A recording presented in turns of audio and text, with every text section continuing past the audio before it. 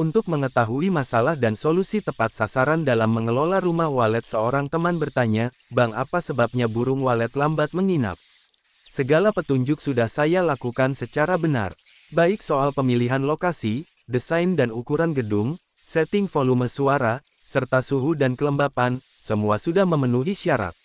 Gedung walet sudah beroperasi jalan 4 bulan namun hanya sedikit burung walet yang menginap. Saya perhatikan tiap pagi maupun sore banyak burung walet masuk keluar gedung, namun setelah saya cek pagi hari sehabis subuh, hanya 5 ekor yang keluar dari lubang masuk burung. Apa ada yang salah dalam bangunan saya? Begitulah pertanyaan salah satu teman yang konsultasi akibat bingung mengira bangunannya sudah terisi. Seperti dalam berbisnis, dalam budidaya burung walet ada berbagai macam tantangan dan masalah yang harus dihadapi peternak burung walet. Beberapa penyebab masalah bangunan rumah burung walet ada yang disebabkan hal kecil yang sering dianggap sepele, ada pula yang hingga harus dilakukan perombakan desain gedung. Lalu apa kesalahan yang sebenarnya dari bangunan rumah walet, kenapa lambat diinapi burung walet? Pertanyaan yang tepat yaitu bagaimana cara menganalisis dengan benar dari bangunan rumah burung walet yang bermasalah ini. Jawabannya, tidak lain dengan mengenali karakteristik burung walet, juga dasar-dasar budidaya burung walet. Sering terjadi, banyak peternak burung walet yang keliru menganalisis sumber masalah. Hasilnya, biarpun solusi telah dikerjakan, namun tetap saja kondisi keadaan bangunan sama dengan kondisi sebelumnya. Bangunan sepi atau ramai hanya indikasi dari kondisi keseluruhan bangunan. Umur bangunan tersebut tentu juga berpengaruh pada diagnosis masalah. Ada bangunan yang ramai hanya saat 1-2 minggu pertama saat on perdana, setelah itu sepi. Ada juga yang ramai hanya 3 bulan pertama, namun hanya sedikit burung walet yang menginap. Ada pula gedung yang sepi setelah 3-5 tahun baru produktif. Bermacam-macam masalahnya. Pada bangunan baru, pemilik rumah burung walet perlu mengecek jumlah burung walet setelah on perdana hingga 3 bulan pertama. Hasil perhitungan jumlah burung walet akan dapat digunakan sebagai patokan jika ada problem. Jika dalam waktu 3 bulan sudah ada koloni burung walet yang menginap dalam bangunan, berarti pengaturan kondisi di dalam bangunan sudah benar. Namun sebaliknya, jika dalam 3 bulan burung walet yang menginap hanya hitungan jari saja, maka perlu dievaluasi lebih lanjut. Apakah masalah bangunan rumah walet tersebut karena faktor dari dalam bangunan atau karena faktor dari luar?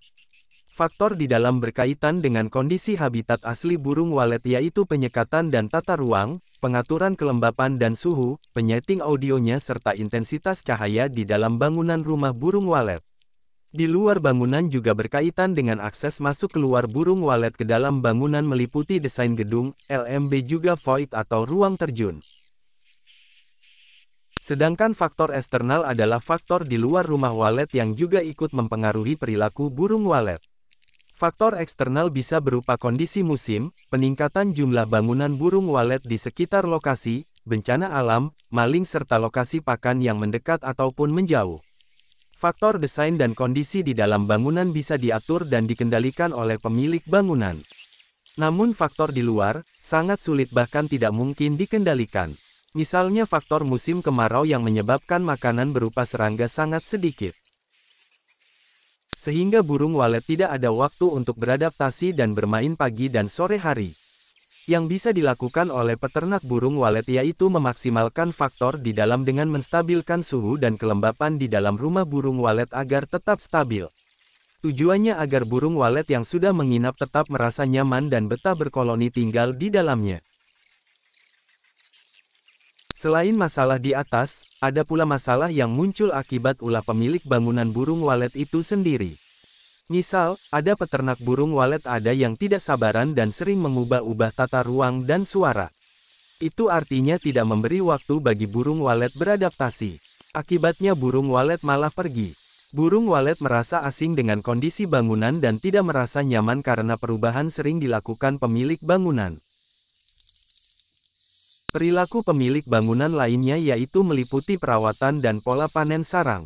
Pemilik bangunan lama yang sudah padat sarang walet, terkadang abai dan tidak update ruangan. Populasi padat. Sudah ribuan ekor. Apabila tata ruang tidak diupdate, maka perkembangan populasi bisa melambat. Papan sirip mulai rapat sarang.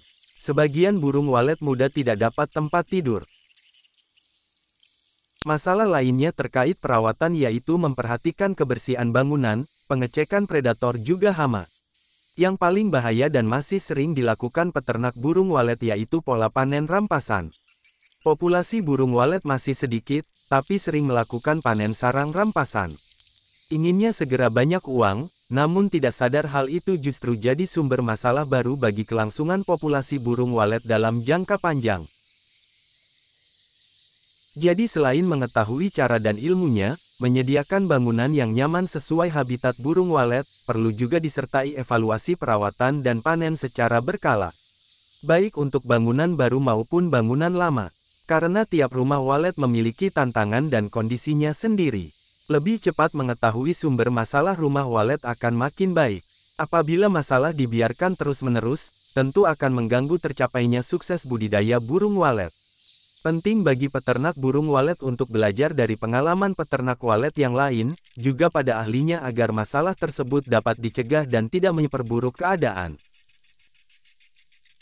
Terima kasih sudah menonton. Jangan lupa like, share, komen dan subscribe. Mohon maaf jika ada kesalahan.